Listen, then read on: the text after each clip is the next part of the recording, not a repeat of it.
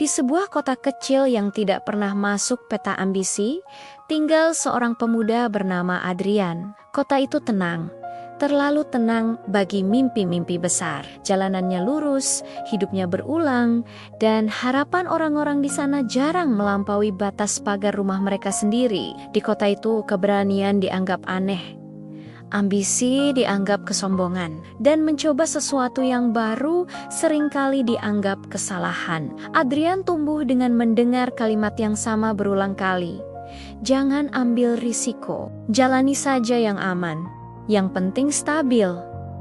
Kalimat-kalimat itu terdengar bijak, terdengar dewasa, terdengar penuh perhatian. Namun, diam-diam kalimat-kalimat itu menumbuhkan ketakutan yang rapi takut gagal, takut berbeda, takut melangkah terlalu jauh.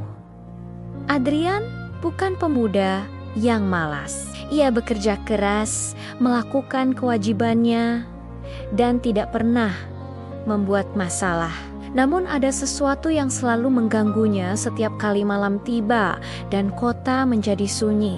Perasaan bahwa hidupnya berjalan tapi tidak menuju kemana-mana. Ia merasa seperti penumpang di dalam kereta yang terus bergerak di jalur melingkar, melewati pemandangan yang sama setiap hari. Rasa jenuh yang samar ini mulai tumbuh menjadi sebuah pertanyaan besar yang menghantui pikirannya. Suatu sore yang berdebu, Adrian membantu membersihkan gudang tua milik pamannya. Gudang itu adalah kapsul waktu yang terlupakan, penuh barang usang buku-buku lama yang sampulnya rapuh, koper berdebu yang menyimpan perjalanan yang tak pernah diceritakan, dan lembaran kertas menguning yang tidak lagi dianggap penting.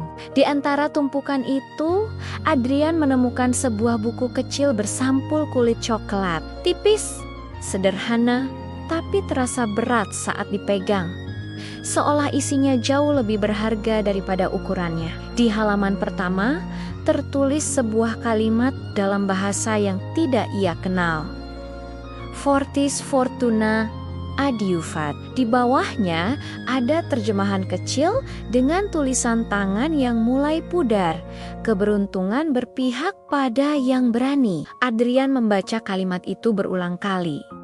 Ada sesuatu yang bergetar di dadanya. Kalimat itu tidak berjanji hasil, tidak menjamin sukses, tidak menawarkan jalan pintas. Ia hanya menyebut satu syarat: berani. Sebuah kata yang sederhana, namun begitu berat maknanya di kota tempat ia tinggal. Kalimat itu terasa seperti percikan api kecil di tengah kegelapan yang selama ini ia rasakan. Sejak hari itu, kalimat itu terus terngiang di kepala Adrian. Ia membawanya ke tempat kerja, di mana rutinitas yang monoton terasa semakin menyesakan. Ia membawanya ke jalan pulang.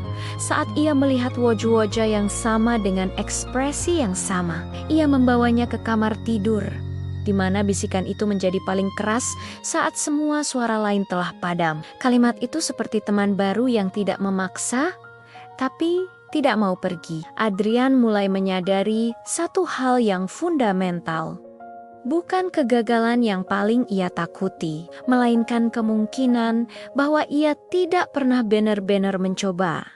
Ia melihat orang-orang di sekitarnya. Banyak yang hidup aman, tapi matanya kosong. Banyak yang stabil, tapi hatinya lelah. Mereka tidak kekurangan, tapi juga tidak benar-benar hidup. Mereka telah menukar mimpi dengan kenyamanan, menukar potensi dengan prediksi. Adrian bertanya dalam diam, apakah ini akhir dari semua keberanian manusia? Adrian memiliki mimpi lama yang tidak pernah ia ceritakan pada siapapun. Sebuah mimpi yang terasa terlalu besar untuk diucapkan di kota kecil itu.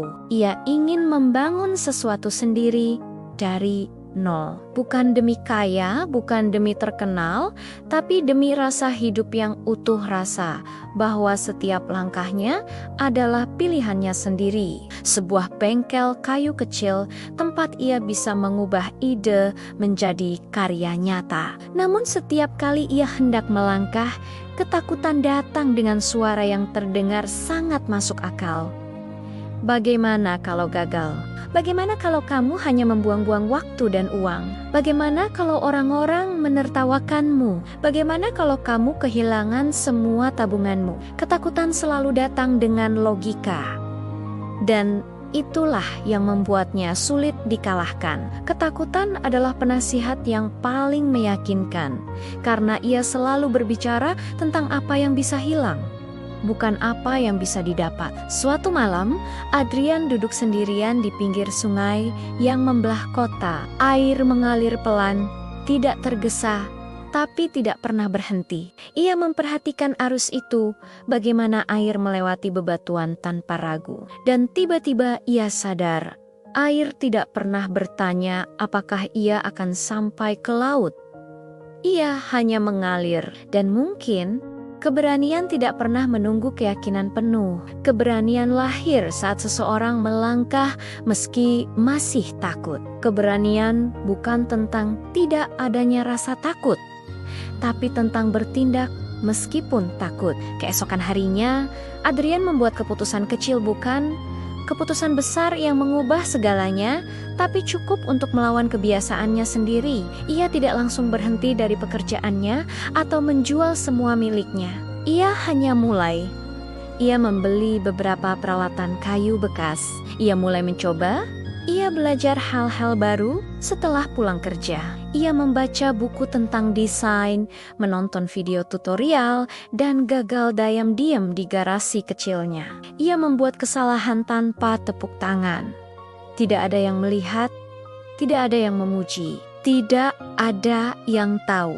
Hanya ada suara gergaji, bau serbuk kayu, dan rasa frustrasi saat sebuah potongan tidak pas. Namun di dalam dirinya, sesuatu bergerak. Setiap kali ia berhasil membuat sambungan yang rapi atau menyelesaikan sebuah desain kecil, ada kepuasan yang tidak pernah ia rasakan dari pekerjaan rutinnya.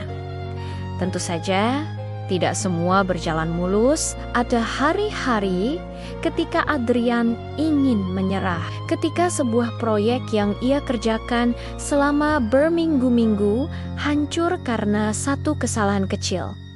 Ketika ia merasa sangat sendirian dalam perjuangannya, ketika suara-suara lama dari kota itu kembali berbisik di telinganya, "Sudah, cukup sampai di sini. Ini tidak akan berhasil." Namun setiap kali itu terjadi, ia teringat kalimat dari buku tua itu.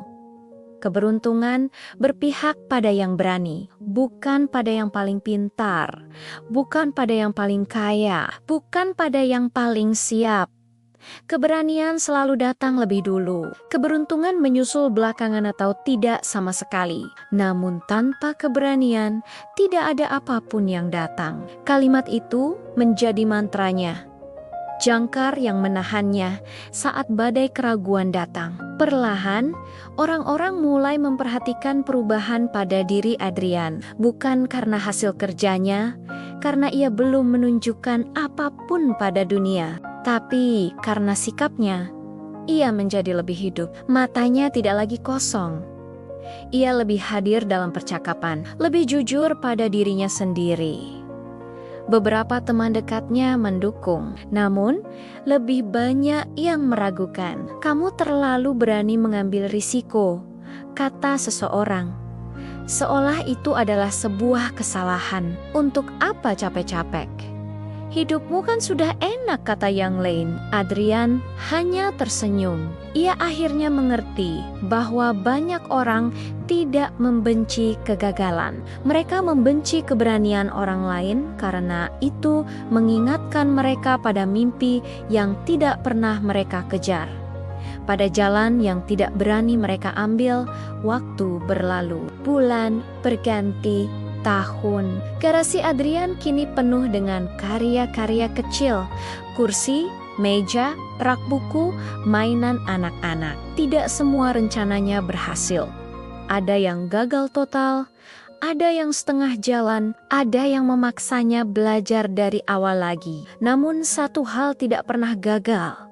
Dirinya sendiri tidak pernah kembali menjadi orang yang sama. Ia bukan lagi pemuda yang hanya bertahan. Ia menjadi seseorang yang melangkah, yang menciptakan, dan dari sanalah keberuntungan kecil mulai muncul, bukan dalam bentuk keajaiban besar seperti memenangkan lotre, tapi peluang-peluang kecil yang hanya bisa dilihat oleh mereka yang sudah bergerak. Seorang tetangga melihat kursi buatannya dan memesan 1 set untuk teras rumahnya. Seorang teman meminta dibuatkan rak buku unik. Pesanan kecil mulai datang dari mulut ke mulut. Pintu-pintu kecil mulai terbuka, bukan karena dunia berubah untuknya, melainkan karena Adrian sudah berada di tempat di mana pintu-pintu itu bisa terlihat. Adrian akhirnya memahami makna pepatah itu secara utuh. Keberuntungan bukan hadiah acak yang jatuh dari langit bagi yang berani. Ia adalah akibat dari keberanian. Keberanian memperluas duniamu, mempertemukanmu dengan orang baru, situasi baru, dan kemungkinan baru. Dan kemungkinan itulah yang sering disebut orang sebagai keberuntungan. Orang yang diam tidak pernah sial, mereka hanya tidak pernah berada di tempat di mana keberuntungan bisa menemukan mereka. Suatu hari, Adrian kembali ke gudang tua itu. Ia mengambil buku kecil bersampul coklat, membersihkan debunya dengan lembut, dan tersenyum. Kalimat itu kini tidak lagi terdengar seperti tantangan yang menakutkan. Ia terdengar seperti pengingat yang menenangkan, bahwa hidup bukan soal menunggu keberanian datang, melainkan melangkah, lalu membiarkan keberanian menyusul di tengah jalan. Bahwa hidup bukan soal hasil akhir yang gemilang, melainkan tentang keberanian untuk memulai. Di akhir hari, Adrian duduk di bengkel kecilnya yang kini menjadi bisnis sungguhan. Hidupnya belum sempurna. Tidak semuanya berhasil, masih ada tantangan dan kegagalan. Namun ia merasa tenang. Sebuah ketenangan yang jauh lebih dalam dari stabilitas semu yang dulu ia kenal. Ia tahu, apapun yang terjadi, ia telah memilih untuk hidup dengan berani. Dan mungkin, disitulah keberuntungan sejati berada. Bukan pada hasil, bukan pada pengakuan, bukan pada kemenangan besar, melainkan pada keberanian seseorang untuk berkata pada dirinya sendiri, "Aku akan mencoba." Karena sejak kalimat itu diucapkan dengan sungguh-sungguh, hidup tidak lagi sekadar berjalania, mulai berarti. Fortis fortuna adiuvat. Keberuntungan tidak selalu datang pada mereka yang menang, tapi hampir selalu datang pada mereka yang berani melangkah lebih dulu. Terima kasih sudah menonton. Jangan lupa untuk subscribe dan bagikan cerita ini jika kamu merasa terinspirasi. Sampai jumpa di video berikutnya.